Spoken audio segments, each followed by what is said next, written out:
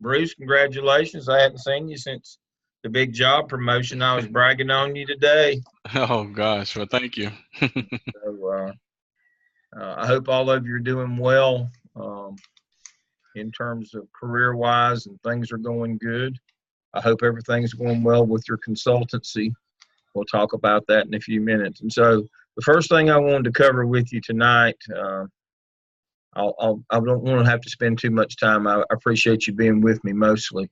We'll start obviously this weekend on main campus. I'll bring biscuits and pastries as usual. I got a bunch of orange juice left over from this weekend, so we'll have orange juice and water, drinks and pastries and biscuits. If you have a special biscuit request, let me know. We'll do Saturday and Sunday, obviously, here in the building. I'm sure we'll be upstairs somewhere. I have no idea yet. I have the materials that we're going to be covering in our shell. Obviously, I have it parted out by the week as I normally do. The main thing on that first day is we got to do that IRB. CITI is a company and IRB is Institutional Review Board, so that you don't have to put your consultancy project through Institutional Review Board. I've always had you do it. Now, finally, Dr. Hamilton asked me the other day, do you have students do that? And I said, of course I do. He said, well, how'd you know? I said, well, it's not my first day.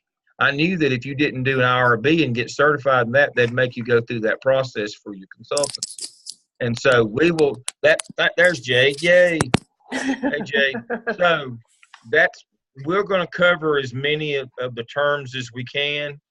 But what I'm going to do is y'all are going to make me at some point stop around lunchtime, and we're going to get online and make sure that we can get in that sometime after lunch, and I'll let you do as much of it as we can, but we got to finish that thing, and we have to upload that certificate in that Dropbox. I'll give us at least an hour, maybe more than that, for us to work on it here, but you got to take it home and finish it at some point, because we got to have that. So that's going to be it. I'll make sure that we hit the first chapter of Salkind. And so here's what we're going to cover. Obviously I have it, the daily schedules, everything that we're going to cover on a daily basis in this. Discussion boards for Salkind. Now, these aren't optional. I want to make sure I'm clear. The discussion boards aren't optional. You got to answer, because these are the big picture things that you need to know as the leader. Now, going back to the weekly schedule, I want you to take the first introduction to statistics test and the first little 10-question Excel test. After that, what do you notice about all these big tests where you're getting down in the weeds on Salkind, all these chapter tests? What do you notice them? I've got them in respondents in here. What do you notice? They're not required. A lot of students work through and try to take the test and see how well they would do. But again, I'm not training you to be a quantitative methodologist. I am training you to hire and supervise people who do quantitative statistics. And so if you can get through the introduction test in Salkind and the Excel test, that will be the only ones where there's any real statistical knowledge part, and it's not too deep. But now the discussion board, of course, is the big picture items. Why is statistics important in your field? What use does statistics have in your field? When might somebody prefer mode over mean or median to describe a data set for central tendency?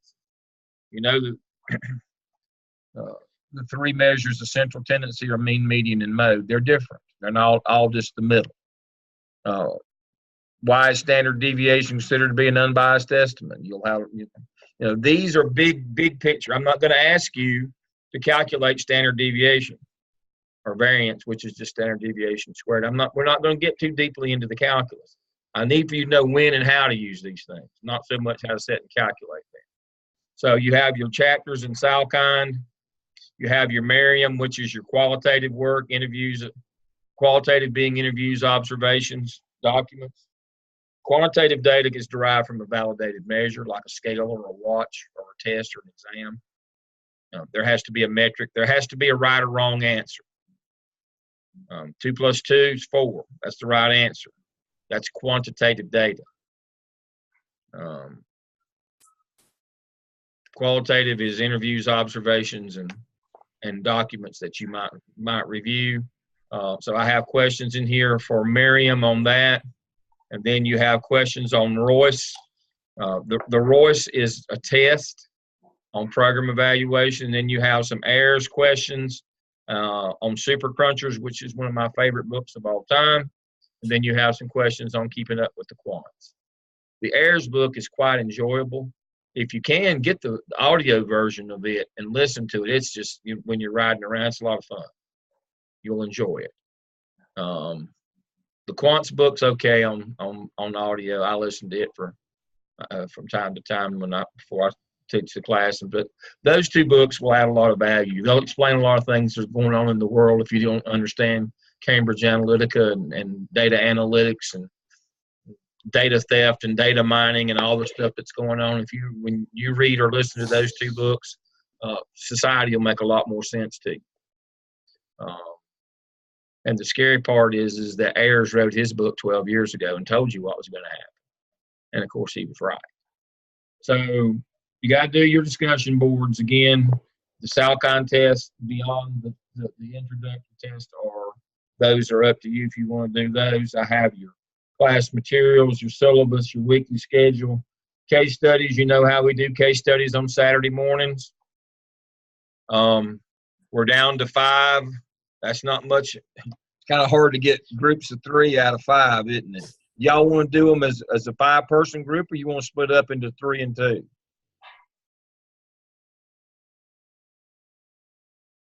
Don't everybody talk at once. Let's just do it all together. That sounds good. So y'all get together and do that and do one presentation. It'll make Saturday be shorter, won't it? Of course, that may mean that I talk more. So there's a downside to everything. All right, so we're going to do them as a group. All right, and then, of course, the days that we're going to present those. You're working on milestone 6, which is a data, you got a couple of those kinds of things. Of course, your case studies. The case studies that you're going to be doing are case study 16, 16A, data gathering, and the 4th one is giving feedback. Now, don't be confused.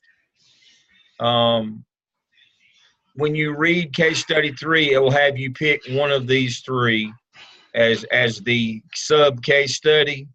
But where it says 1st, 2nd, 3rd, 4th, those are the major ones. These are the ones you pick after having read the directions for data gathering case study. You pick which one of these data sets that you want to use, either 3, 4, or 5 for that data gathering case study. That's the subset. And then giving feedback, the 4th one.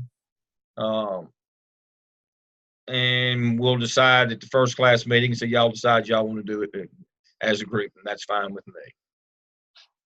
Milestone 6, so the things that are due this semester outside of that, you got to do a quantitative data analysis project, a qualitative, and milestone 6. If you're smart, these 2 will feed into this one so that you don't reinvent the wheel. So they can all be, these 2 can be part and parcel of this one. How smart would that be? Go a lot faster that way. Now, Salcon test, again, you only have to take the first one. Royce test, you have to take that. There's only one there. Well, there's actually 2. I split it into 2 parts so it won't take so long. Class materials toolbox. Now, if you want to get into these working with Salcon and the practice activities in the book, I have the data sets here that are referenced in the book. I've uploaded them for you if you want to go further on Salcon into the actual calculus part of statistics. If you don't, then it won't hurt you. It's just there. I would like for you to take the final exam. It is, I'll make it available.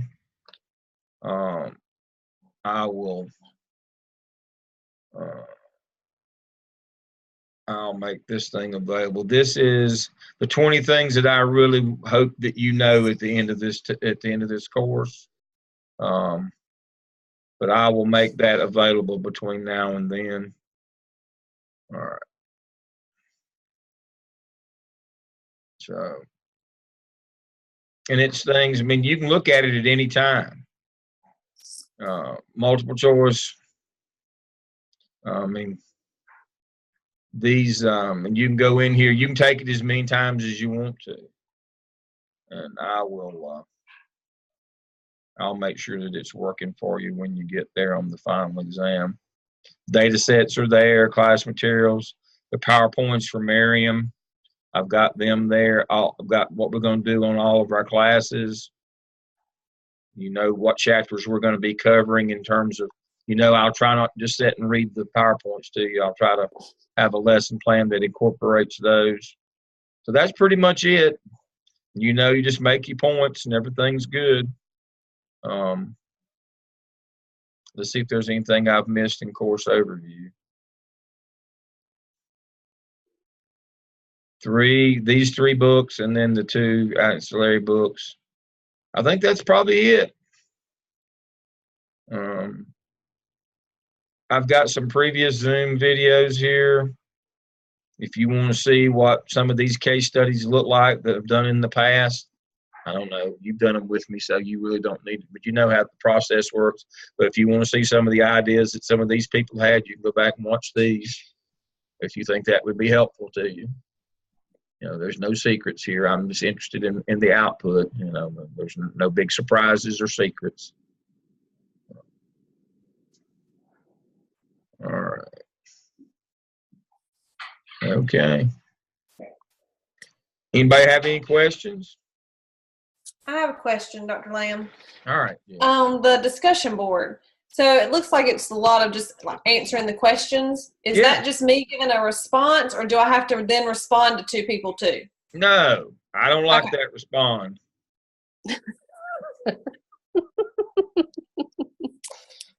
No, I just answer the question. You just answer the question. Okay. I know that we did last semester. We did. What did we do last semester? Usually, we'll make an initial response and then you respond to two or three people. What was the name of the program that we used last semester in 736? I'm having a senior moment. Help me here. That program that we went to, where you had to respond and do all that. What was the name of that? Well, y'all were no help. All right, let me see from last semester. I'll have to make that one come back here. Let's see, 736. We did that course overview.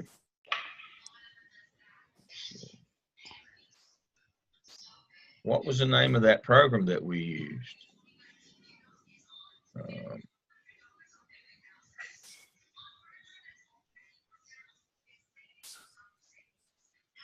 We used it in place of discussion board last semester.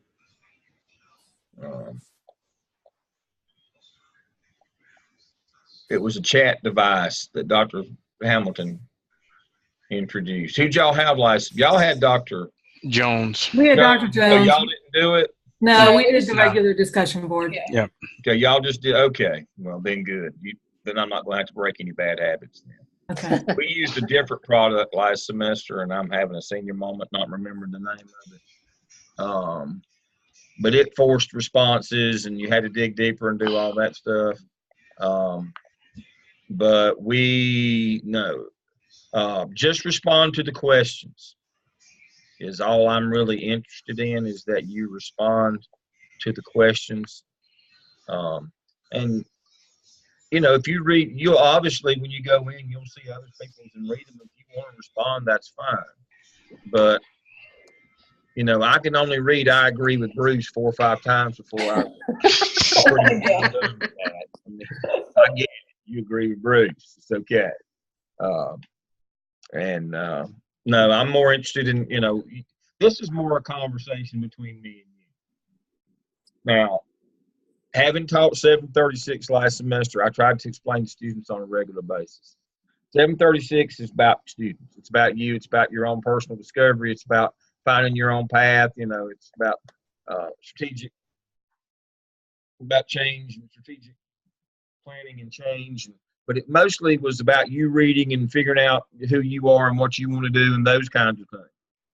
It's very student-centered. Those days are over. This is about content this semester. This is about discussion board is you convincing me that I'm or somebody is getting through to you and you're understanding these concepts. Now, I'm going to try to teach this course where it's not over all of our heads, myself included, but some of this stuff's not easy. I'm not going to kid you, but I'm not going to grind you up and make you do all those tests. I don't see the purpose in that. But some of this stuff's not easy. But what I'm interested in is that you can see the big picture of this stuff. How I could use this, where it would be appropriate, those kinds of things. I mean, for example, what type of charts do people use in the real world? So you'd look around where you work every day and see what kind of charts you're using, and how are those made? What are degrees of freedom? Why is it not enough to compare pre-test with the post-test to see if the subject improved his or her performance? All these things are pretty big concepts that hopefully you're going to pick up on. Central 10 levels of measurement. There are 4 levels of measurement. Interval, order, ratio,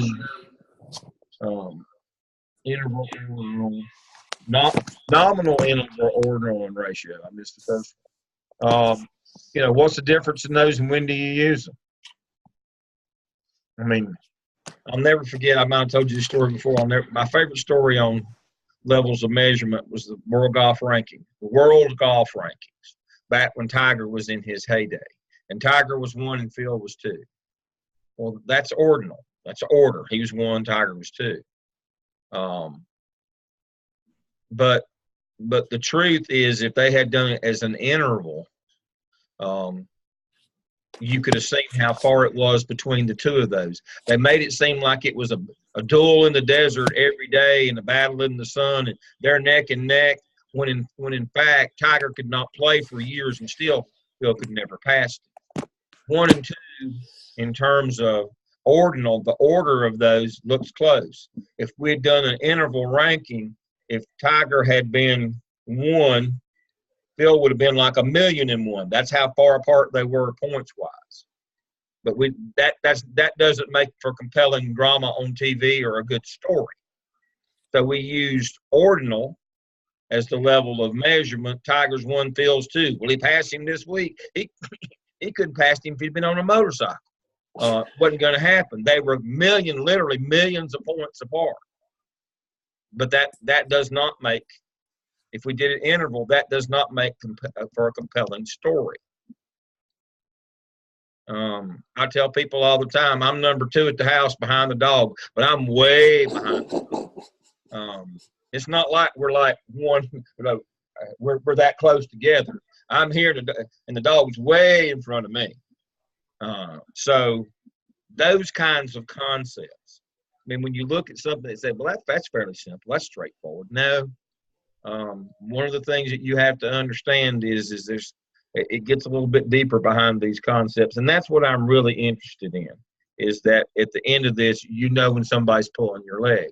Commercial came on TV this week, and I just about hit the fan. It was a Chevrolet commercial.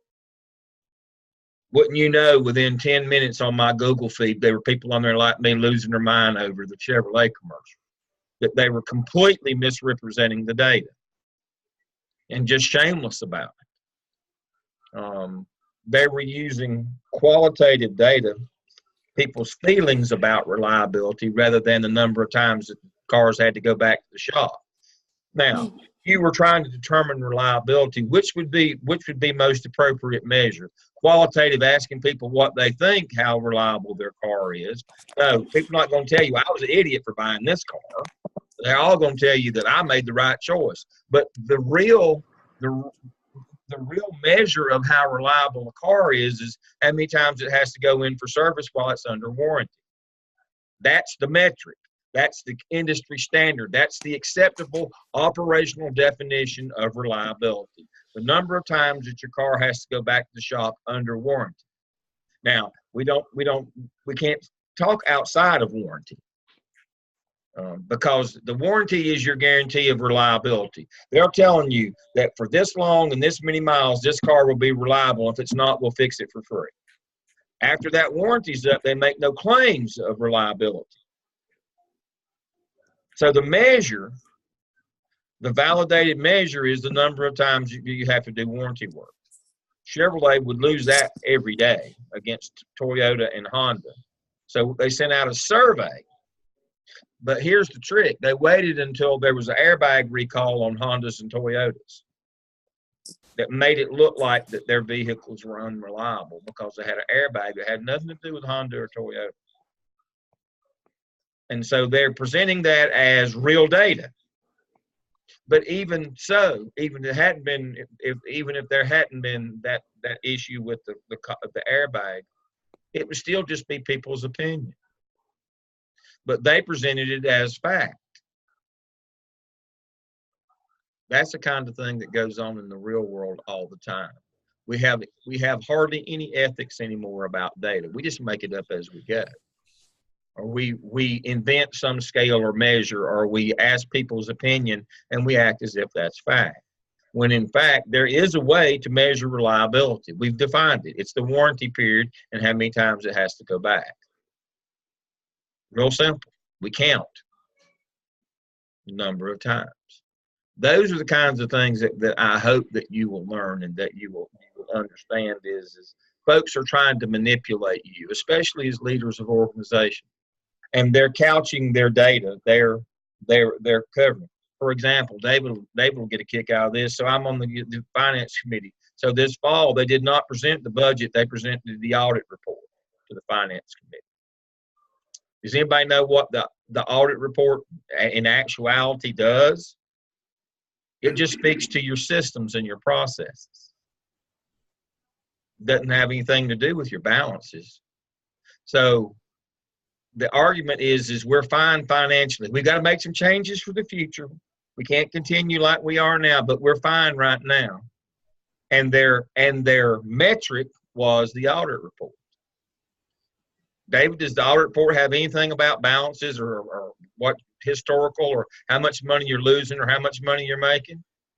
No, sir. It just gives an opinion of the auditor on that. That's right. But see, the bank don't operate on opinion. It's cash only down to bank. I don't know if you knew that or not, but it's cash only down to bank. It's not an opinion whether you've got money in the bank or not, and it's not an opinion if you owe more than you're taking in. That's not opinion. That's on your balance sheet. So when we say, we're fine financially, we're healthy financially, that the metric would be is how much money do you have in the bank and how much is going out every year versus how much you're taking in. Those would be your metrics, not your audit report. That is not a measure of the healthiness of your institution financially or where you are financially. David knows that much more than I. So that's the deal. So again, these are the kinds of things that I hope that we'll understand and that we'll learn.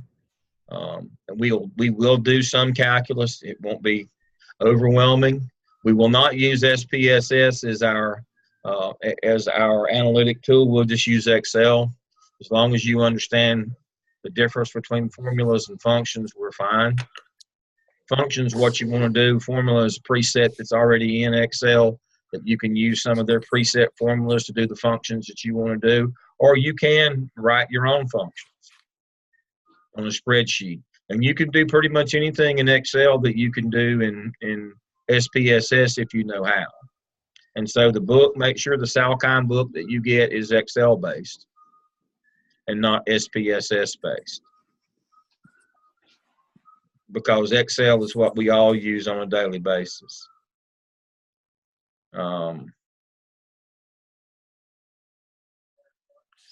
We'll work really hard on reliability and validity, population sample, all that. It's all in the terms. It's all there, and hopefully we'll come to some understandings about these kinds of things. All right. Questions you have from me? Got 2 minutes left. I have maybe a housekeeping question. Hmm? And are we going to be able to switch the weekend in March? That's up to everybody. That's good. That's a good question to ask. We talk about. We broached that subject at our first. What we'll do is now Jade wants to move because she has an event. She wants to move the weekend, the 16-17 weekend, either up a week or back a week, or do you have a preference, Jade? I cleared both weeks. So I'm capable of going up or going back. And I'm good either way.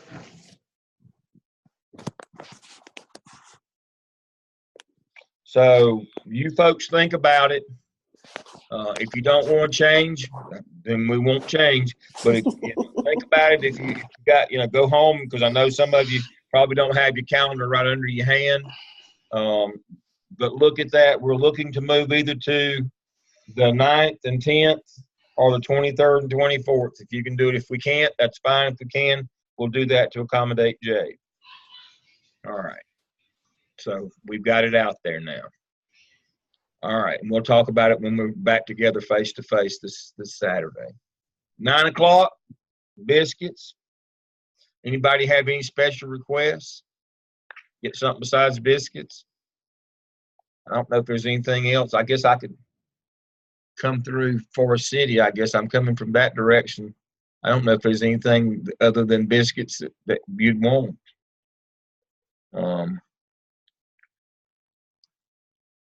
We'll see what happens. Anything else for the good of the group? My time is up. All right, I'll post this video under Zoom video links in this shell, and I'll send you the link later tonight. I don't know why you need it, but I'll send it anyway. I appreciate being back with you again. I've been looking so forward to this semester, and so I'll see you Saturday morning. Okay. All right. See you Saturday. Bye. Bye-bye.